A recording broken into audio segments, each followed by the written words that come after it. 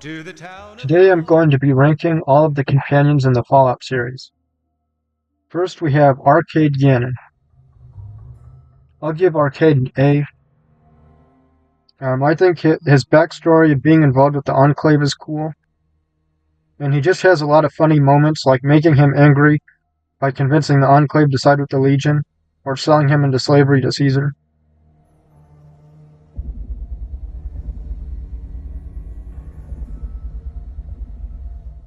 Butch, I give Butch an A too. I like his jacket and how he's a stereotypical greaser. And just like Tunnel Snake's Rule is such a classic, I have to give him an A. Kate, I give her a B tier. I think she's a good companion. Like, who wouldn't want the female version of Conor McGregor accompanying you in the wasteland?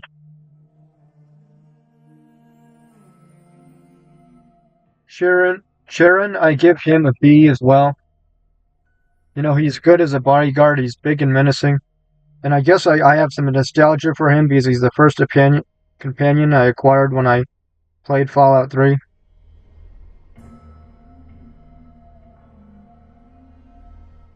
Christine, I'll give her. She wasn't very memorable to me, but she has an interesting backstory, so I'd give her a B.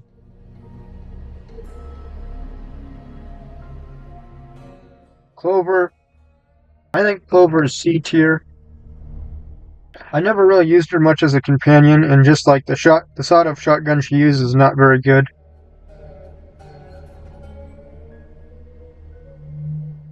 Codsworth, I'll give him an S.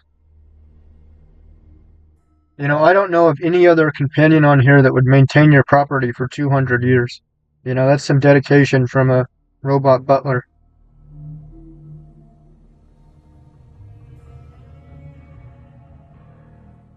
Boone is A tier.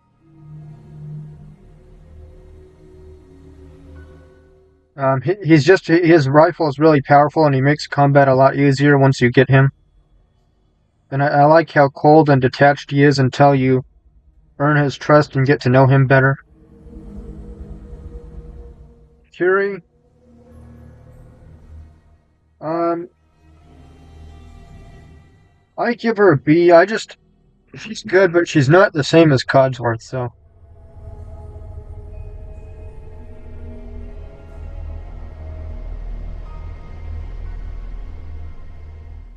I also think Dance is decent, and it's nice. It's a nice twist that he turned out to be a synth, so I'll give him a B as well.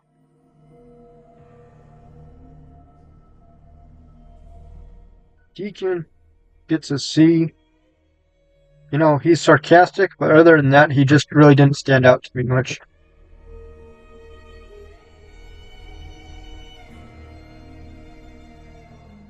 Dean Domino, I have to give him an A. He just has so many great lines. And also, I love how his ego is so big that he can't tolerate you passing speech or skill checks in your conversation with him. Dog and God, I'll give him a B. Um, the multiple personalities thing made him kind of interesting. So, Dogmeat from Fallout 4.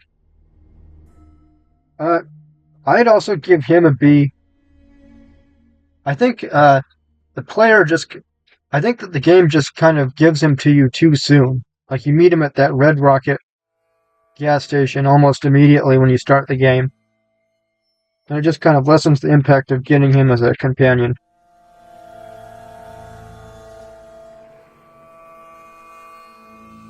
Dogmeat from Fallout 1.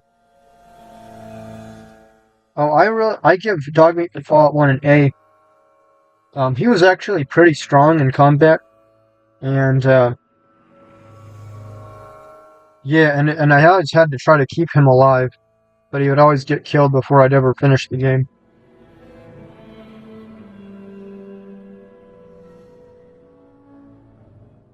Let's see, then we have Dogmeat in Fallout 3. I have to give him an an S. Mostly for nostalgia purposes. Fallout 3 was my first Fallout game, and I just remember how cool it was when I stumbled upon Dogmeat in the scrapyard. But nowadays when I play Fallout 3, I don't usually use him as a companion.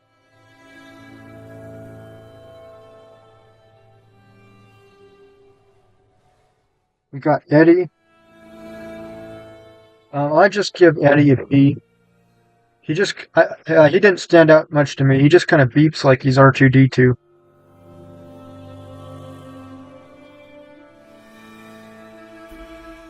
Fox is definitely S tier. They made him so strong with his Gatling laser and gave him so much health that he just makes combat superfluous. Because once you get him, you don't have to even fight anyone anymore because he just mows down everything around him.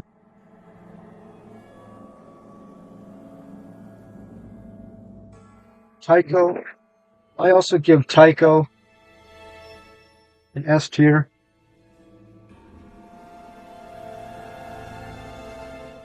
You know, the companions from Fallout 1 aren't as fleshed out, but he had a really cool backstory of being one of the Desert Rangers, and how, like, he had traveled really far away, like he's from a survivalist community in Nevada, and he had gone on an expedition all the way to the Gulf of Mexico, and when you meet him, he's on another long expedition for the Desert Rangers.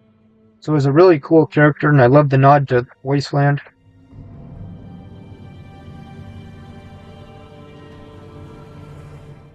Rex, I have to give Rex a C. I always just preferred regular dog companions to robo-dog companions. And I'd say a robo-dog is the same as Rex. Daven, he's just dead weight. And it seems like, a husband should make someone's life easier, not be a liability. Like, he's not really a good husband to the chosen one.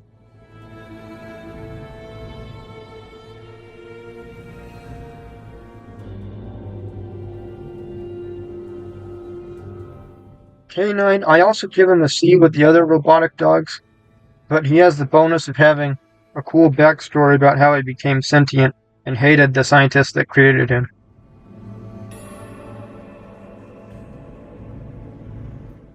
Lenny, I have to give a C to as well. He's not a very good fighter, and I would have rather got Harold as a companion. I think that's what they should have done, instead of Lenny as the companion.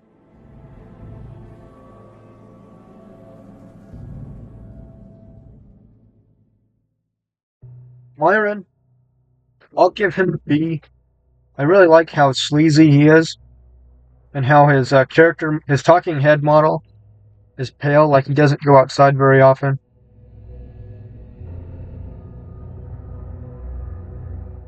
Pariah Dog is a D. Now, when I played through Fallout 2, I've never got the random encounter where you get Pariah Dog, but he's the worst companion ever. Because when you get him in the random encounter, he joins your party, and he causes your luck to drop down to 0, and you get the Jinx trait. And when he's in your party, he doesn't even help out with combat. Follows Chuck. I will rate him a B. I think he's a good character. I like how he is naive and curious about the world outside of Zion. In an honest hearts, you have the choice between encouraging him to stay with his tribe or encouraging him to go out and see the world. And if you encourage him to go out and see the world, the ending slide says that he is never heard from again. I think it would be nice if he could have accompanied the courier back to New Vegas, as an option, instead of having him set out into the wilderness on his own to never be heard from again.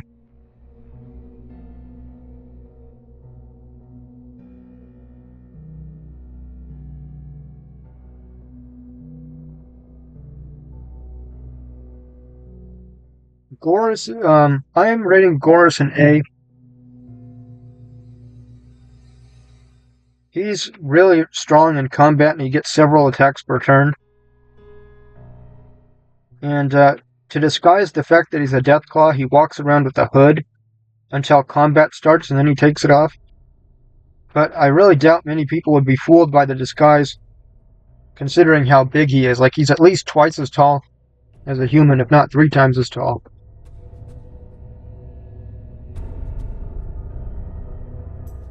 Joshua Graham, I'm giving an S2. And he's a temporary companion, but you just don't get to have him as a companion for very long. But he still counts as a companion. So, basically, I'm giving him an S tier as a companion just because he's such a good character. And I wish they would have made him into a permanent companion and you could take him to confront Caesar. I think that would have been epic. Ian, I give Ian an A. You know, Fallout 1, they didn't, the AI wasn't very advanced for the companion, so he would shoot you in the back a lot. But I think he's very useful in the early game. Jericho, I'm giving him an A. I just liked his demeanor and the way he talks. Like, he really reminds me of Moe from The Simpsons. And I've got to give the guy credit for going back into the wasteland at 65 years old. Cassidy, I will give Cassidy a B. Overall, I think Cassidy's a good companion. I can't give him higher than a B, though.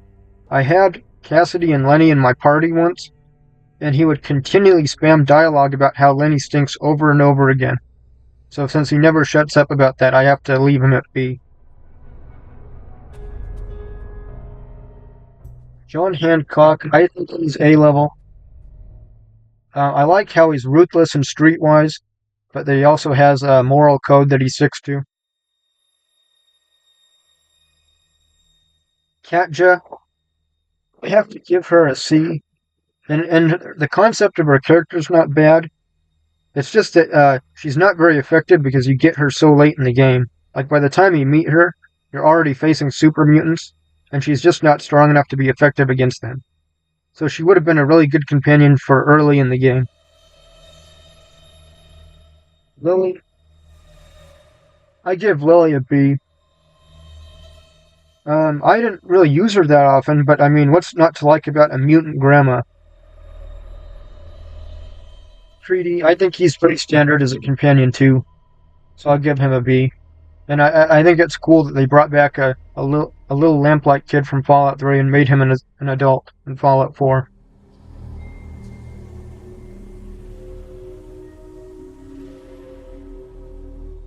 Marcus, I'll put him in a B too. He does some good damage. And he gives some nuance to the super mutants by being a good example of a super mutant. Miria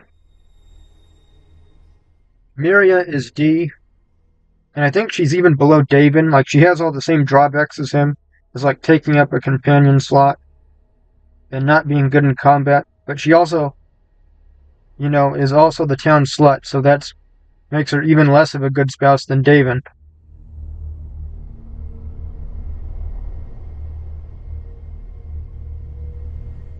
Nick Valentine, I'll put him in the B category again. He's a good character, and the synth detective thing is a cool idea. Old Longfellow, I am giving him an S. I always thought it was cool how he's a hermit who traveled all over Far Harbor. He reminds me of some kind of a fur trapper or mountain man from the 1800s. He's not quite as colorful or dramatic as some of the other companions on here, but I always liked him enough to give him an S tier. I just thought he was a cool companion.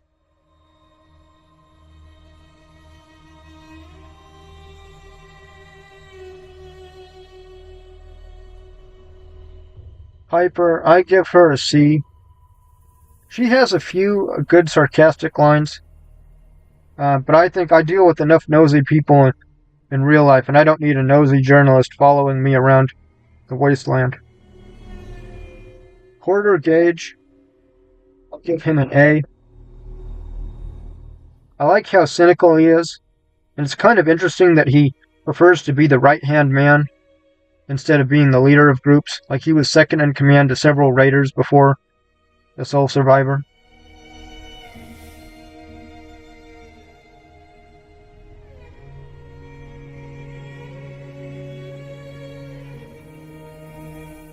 Next up, we've got Preston Garvey.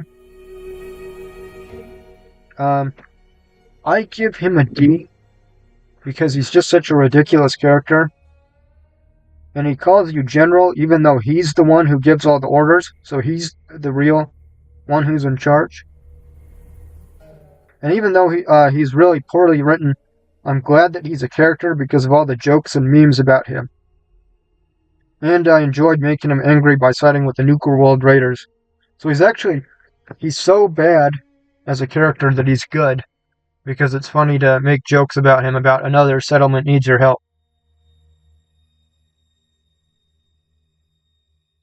Raoul, I give him a B. He has some good, sarcastic lines.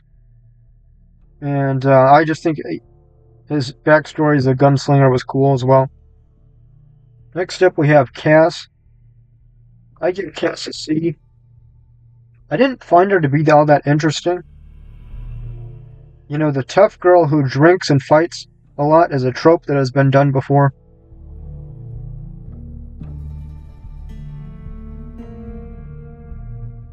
I give Sergeant RL3 an A. He's not the most unique companion on here, but it's cool to have a Mr. Gutsy follower. And I like how he's picky about who he accompanies. Like, he doesn't tolerate you being a villain, but he's practical and he doesn't want to follow an idealistic hero either. So I think that's like a good soldier ethos. Skynet, Fallout 2, I give him a B. It's cool that you get to assemble a body for him to dwell in. Like, he's an AI. He's AI who needs a body to dwell in. So it's cool that you assemble the robot. Star Paladin Cross, I give her a C. I didn't find her that interesting, and there's really no reason to use her if you're a good karma character, because Fox is the other good karma companion, and he just outclasses her by so much. Strong, I'll give an A. He's a caricature of a big dumb ogre who likes to smash things, but I think he's a caricature in a good way. And the whole trying to find the milk of human kindness thing is a nice touch. I'll give Solik an S. I like pretty much everything about Solik. His tribal talking head with the bone in his nose, his Jamaican accent, and all of his great dialogue lines. I just think he's one of the best companions. Veronica, I'll give... it's cool that they included an unarmed companion who uses a powder fist. And I like how if you think enough to bring her to the Brotherhood bunker, they'll let you in without going through any kind of quest. Vic, I will give him a C. You know, I always rescued him from the slavers, but with limited companion slots, I never saw a reason to have him in my party.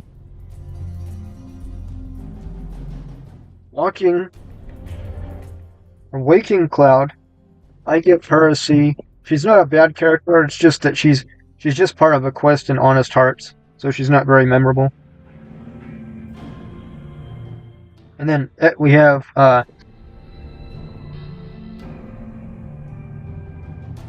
lastly, we have X688. And I will give him a B as well. He's a decent character. He has some amusing lines. Because he's very blunt and he only cares about accomplishing his mission of protecting the sole survivor.